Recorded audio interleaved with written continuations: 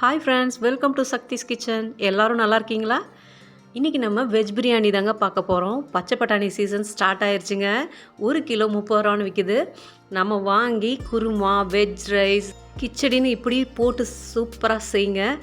ஒரு ஃப்ரெஷ்ஷாக இந்த பச்சை பட்டாணி வந்து அவ்வளோ டேஸ்ட்டாக இருக்குங்க. இதோட டேஸ்ட்டே ரொம்ப அட்டகாசமாக இருக்கும். இந்த மாதிரி குக்கரில் உதிரியாக வெஜ் பிரியாணி எப்படி செய்யலான்னு பார்க்கலாம் வாங்க. இந்த பிரியாணிக்கு எந்த சைட் டிஷ்ஷுமே தேவையில்ல, ஆனியன் ரைத்தா இருந்தால் மட்டுமே போதுங்க. வாங்க இப்போ எப்படி செய்யலான்னு பார்க்கலாம். ஒரு குக்கரில் 2 ஸ்பூன் நெய் விட்டுக்கலாம். 8 ஸ்பூன் நாங்கள் வேர்க்கடலை எண்ணெய் விட்டுருக்கேன். உங்கள்கிட்ட எந்த எண்ணெய் இருக்கோ அதை ஊற்றிக்கோங்க. எந்த டிஷ் செய்கிறதா இருந்தாலும் நம்ம தேவையான பொருள் எடுத்து வச்சுக்கிட்டோன்னா எதையுமே மிஸ் பண்ணாமல் டக்குன்னு எடுத்து போட்டு செய்கிறதுக்கு ரொம்ப ஈஸியாக இருக்குங்க.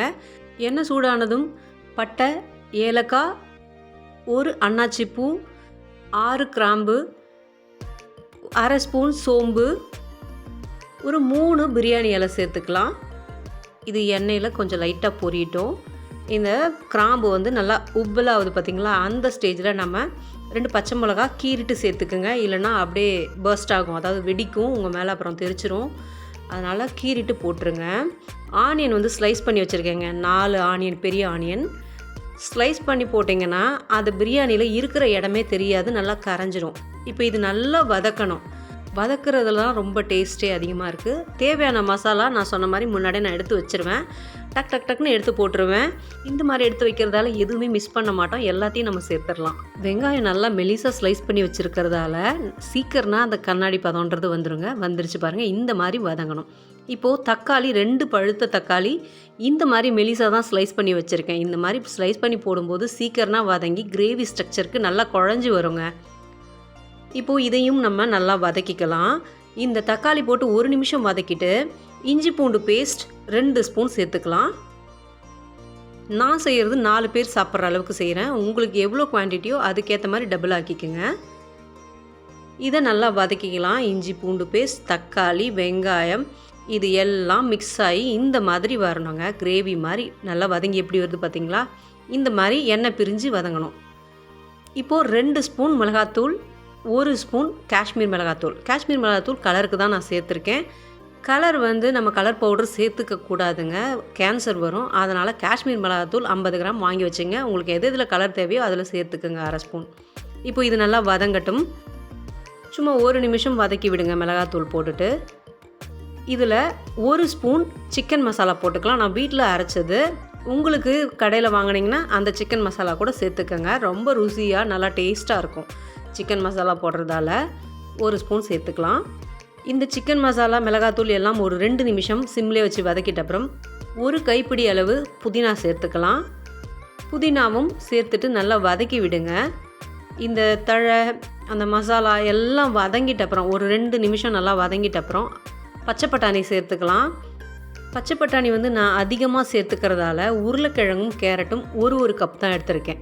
பச்சை பட்டாணி நிறைய இருந்தால் ரொம்ப டேஸ்ட்டாக இருக்குங்க. அதுவும் இது ஃப்ரெஷ்ஷான பச்சை பட்டாணி ரொம்ப அட்டகாசமாக இருக்கும். நீங்கள் செஞ்சு கண்டிப்பாக சாப்பிட்டு பாருங்கள்.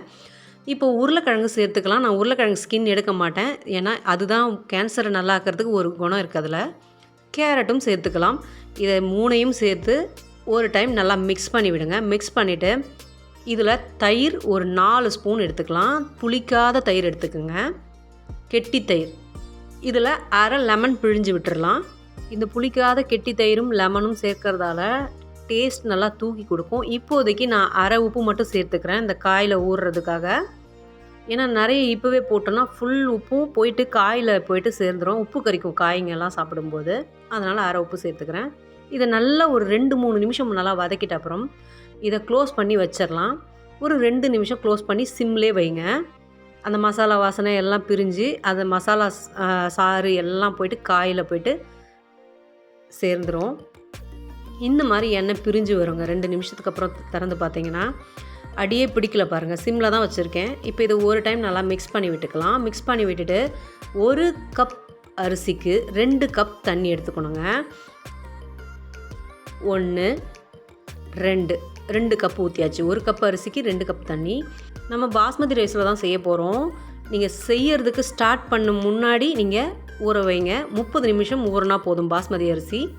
இப்போது உப்பு நான் முன்ன காய் வதக்கும் போது அரை உப்பு போட்டேன் இல்லையா, இப்போ பிரியாணிக்கு தேவையான அளவு உப்பு போட்டுடலாம். உப்பு போட்டு நல்லா மிக்ஸ் பண்ணிவிட்டு இந்த ஸ்டேஜில் காரம் உப்பு எல்லாம் செக் பண்ணிவிட்டு மூடி வச்சுருங்க.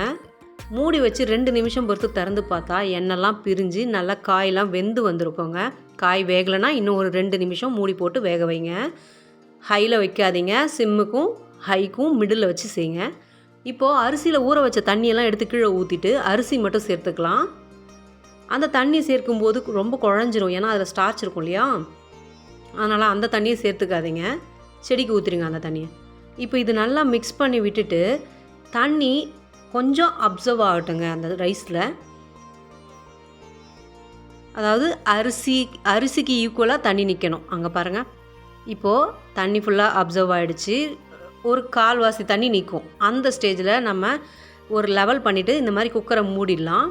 மூடிட்டு 10 நிமிஷம் சிம்லே வச்சுருங்க. உங்கள் குக்கர் வந்து அடிகனமானது இல்லை, மெலிசாக இருக்குதுன்னா தோசைக்கல் வச்சு அதுக்கு மேலே வைங்க. இது இந்த அடிகனமான பாத்திரம், அதனால் அடிலாம் பிடிக்காது. இப்போது இதில் இருக்க ஏர் எல்லாம் வெளியே வந்துருச்சு, ப்ரெஷர் ஃபுல்லாக போயிடுச்சு. இப்போ ஓப்பன் பண்ணி பார்த்தோம்னா அருமையாக பிரியாணி ரெடியாக இருக்குங்க, வெஜ் பிரியாணி. குக்கரை ஓப்பன் பண்ணிட்டு உடனே கிளறாதீங்க. ஒரு ஸ்பூன் நெய் விட்டுட்டோன்னா உதிரியாக ஒன்றோட ஒன்று ஒட்டாமல் நல்லாயிருக்கும்.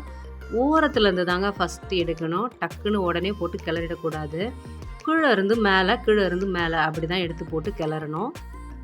அவ்வளோதாங்க, சூப்பரான வெஜ் பிரியாணி ரெடி ஆகிடுச்சு. எப்படி இருக்குது பாருங்கள், உதிரியாக எவ்வளோ சூப்பராக வந்துருப்பாருங்க. இதுக்கு சைட் டிஷ் எதுவுமே தேவையில்லைங்க, வெறும் ஆனியன் ரைத்தா வச்சா மட்டுமே போதும், வேறு எதுவுமே தேவையில்லை. அதுக்கே அவ்வளோ அட்டகாசமாக இருக்கும். இன்னும் கேட்டால் ஆனியன் ரைத்தா கூட ஒதுக்கி வச்சுட்டு இந்த சாதமே சாப்பிட்டுக்கலாம். அந்த பச்சை பட்டாணி நிறைய போடுறதால அவ்வளோ ஒரு டேஸ்ட்டாக இருக்குங்க. அருமையான வெஜ் பிரியாணி ரெடிங்க. நீங்களும் செஞ்சு சாப்பிடுங்க. இந்த சீசன் கிடைக்கும் போதே இதெல்லாம் செஞ்சு சாப்பிடுங்க. செம்ம டேஸ்ட்டாக செம்ம அட்டகாசமாக இருக்குங்க. இந்த மாதிரி லன்ச் செஞ்சு கொடுத்தா யார் வேணான்னு சொல்லுவாங்க. ஃபஸ்ட்டு நம்ம வந்து ஹெல்த்தியாக சாப்பிட்ணுங்க, அதுக்கு நம்ம ஹெல்த்தியாக செய்யணும். சூப்பராக இருக்குங்க. இந்த மாதிரிலாம் நீங்கள் செஞ்சு கொடுத்தீங்கன்னா, வெறும் சாம்பார் தயிர் அந்த மாதிரி வைக்கிறத விட இந்த மாதிரி வெஜ் பிரியாணி செஞ்சு கொடுங்க. ஒரு ஆனியன் ரைத்தாவோ முட்டையோ வச்சு கொடுத்துட்டிங்கன்னா அவங்களோட லன்ச்சு செம்ம அட்டகாசமாக இருக்கும். அவங்களும் ஹாப்பியாக இருப்பாங்க, நம்மளும் ஹாப்பியாக இருக்கலாம். இப்போ சாப்பிட்டு பார்க்கலாம். எவ்வளோ சூப்பராக இருக்குது பாருங்கள், உதிரியாக அவ்வளோ சூப்பராக இருக்குது பாருங்கள் வெஜ் பிரியாணி. இந்த வீடியோ உங்களுக்கு யூஸ்ஃபுல்லாக இருந்தால் லைக் பண்ணுங்கள், ஷேர் பண்ணுங்கள், சப்ஸ்கிரைப் பண்ணுங்கள். ரொம்ப அருமையாக வந்திருக்குங்க. நீங்களும் சாப்பிட்டு என்ஜாய் பண்ண